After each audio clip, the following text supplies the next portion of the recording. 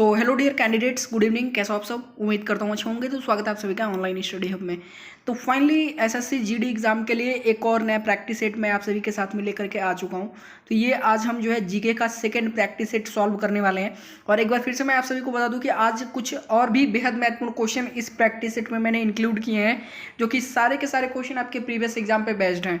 तो please request है, एक भी क्वेश्चन आप छोड़िएगा मत, क्योंकि देखो यहाँ से जो कुछ भी आप पढ़ोगे ना सीधे आपके एग्जाम में आने वाला है। ठीक है, तो 10-15 या फिर जितना भी प्रैक्टिस सेट मैं जीके या फिर इंग्लिश का करवा रहा हूँ सब कुछ आप कर लो। ठीक है, यहाँ से आपको डेफिनेटली हेल्प मिलने वाला है आपके एग्जाम में। तो चलिए देर ना करते हुए हम लोग शुरू करते हैं आज के इन बेहद महत्वपूर्ण क्वेश्चंस को देखना है इस प्रैक्टिस सेट के। तो सबसे पहला क्वेश्चन दिया गया है दोस्तों इस प्रैक्टिस सेट का, दुनिया का सबसे ऊंचा युद्ध क्षेत्र कौन सा है? बहुत ही महत्वपूर्ण क्वेश्चन है। तो दुनिया का सबसे ऊंचा युद्ध क्षेत्र कौन सा है? एग्जाम में पूछा गया आपके, ये सियाचिन ग्लेशियर है। कौन सा है? सियाचिन ग्लेशियर। याद कर लीजिएगा, ऑप्शन नंबर ए आपका बिल्कुल सही हो जाएगा, पूछा गया आपके एग्जाम में। अगला क्वेश्चन दिया गया है, चुनाव आयोग का प्रमुख, देख लीजिएगा, जो चुनाव आयोग का प्रमुख होता है वो किसके द्वारा नियुक्त किया जाता है? तो वो भारत के राष्ट्रपति द्वारा नियुक्त किया जाता है। किसके द्वारा?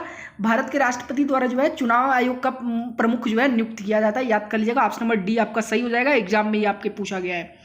अगला बेहद महत्वपूर्ण क्वेश्चन दिया गया है, रवि फसलें। अभी देखिए सुबह ही मैंने डिफेंस वाले चैनल पे ये पढ़ाया था।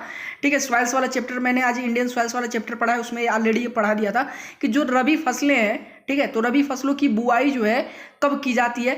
तो फटाफट बताइएगा कब की जाती है। तो अक्टूबर नवंबर में होती है ना, रबी फसलों की बुआई कब होती है?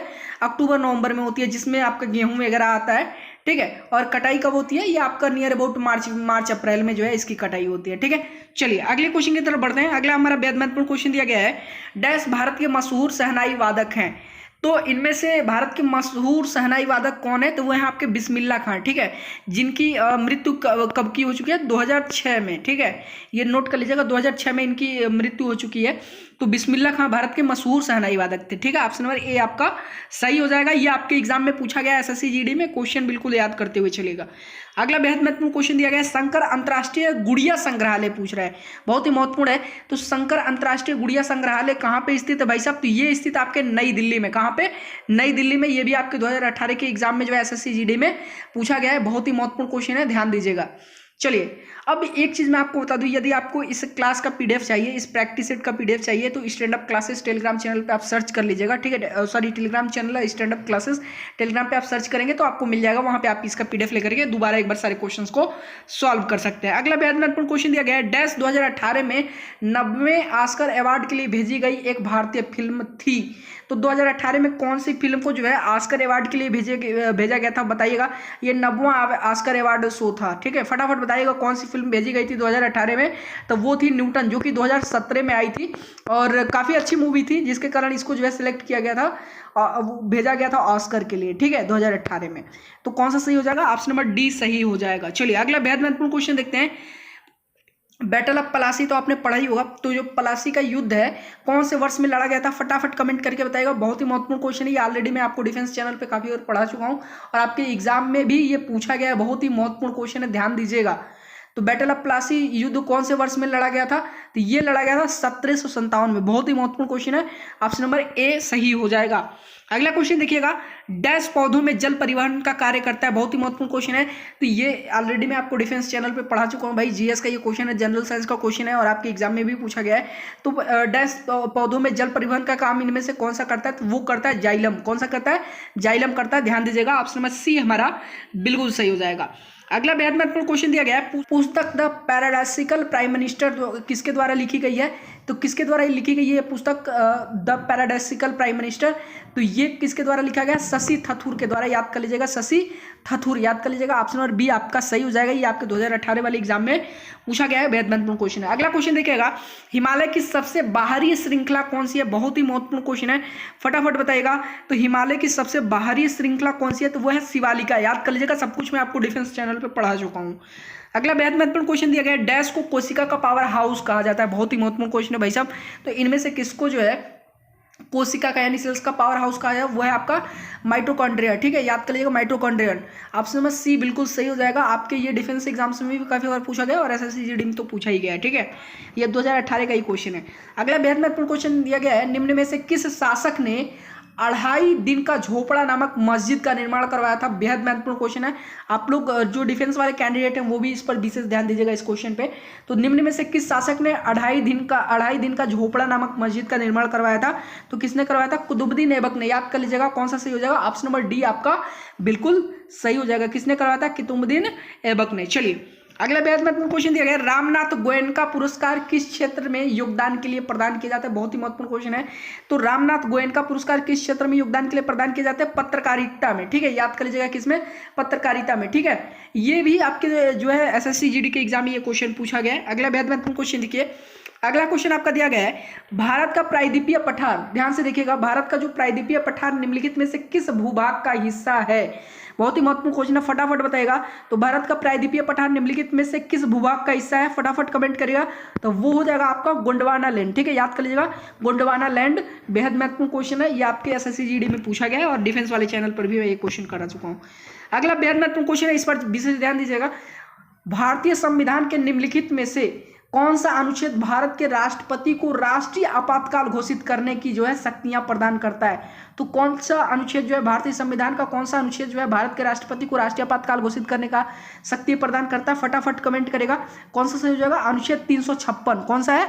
अनुच्छेद 356 के अकॉर्डिंग जो है राष्ट्रपति जो है राष्ट्रीय आपातकाल घोषित कर सकता है, जो कि ये संविधान कहता है। ठीक है, ऑप्शन नंबर ए सही हो जाएगा। आपकी एसएससी जीडी एग्जाम में पूछा गया है ये क्वेश्चन। अगला बेहद महत्वपूर्ण क्वेश्चन दिया गया है, भारत में राष्ट्रीय खेल दिवस किस दिन मनाया जाता है? बहुत ही महत्वपूर्ण क्वेश्चन है।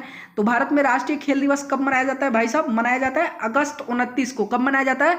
29 अगस्त को। और 29 अगस्त को क्या है ये आप कमेंट करके बताएंगे। ठीक है, 29 अगस्त को क्यों मनाया जाता है इसका एक विशेष कारण है। ठीक है, तो 29 अगस्त को क्या है आप कमेंट करके मनाओगे। तो भारत में राष्ट्रीय खेल दिवस कब मनाया जाता है? 29 अगस्त को। ऑप्शन नंबर ए आपका जो है बिल्कुल सही हो जाएगा। चलिए अगले क्वेश्चन की तरफ बढ़ते हैं दोस्तों। हमारा अगला क्वेश्चन कह रहा है, टीवी के रिमोट कंट्रोल में निम्नलिखित में से कौन सी तरंगों का प्रयोग किया जाता है? बहुत ही महत्वपूर्ण क्वेश्चन है। तो टीवी के रिमोट कंट्रोल में निम्नलिखित में से कौन सी तरंगों का जो है प्रयोग किया जाता है? ऑलरेडी मैंने आपको डिफेंस चैनल पे क्वेश्चन पढ़ा दिया। आपके अभी पिछले डिफेंस एग्जाम्स में भी, कोस्ट गार्ड वगैरह में पूछा गया था, और साथ में ये आपके एसएससी जीडी के एग्जाम में भी पूछा जा चुका है। अवरक्त तरंगे हो जाएंगे। ठीक है, ऑप्शन नंबर डी सही हो जाएगा। तो टीवी के रिमोट कंट्रोल में निम्नलिखित में से कौन सी तरंगों का प्रयोग किया जाता है? अवरक्त तरंगे का। ठीक है, याद कर लीजिएगा, ऑप्शन नंबर ए बिल्कुल सही हो जाएगा।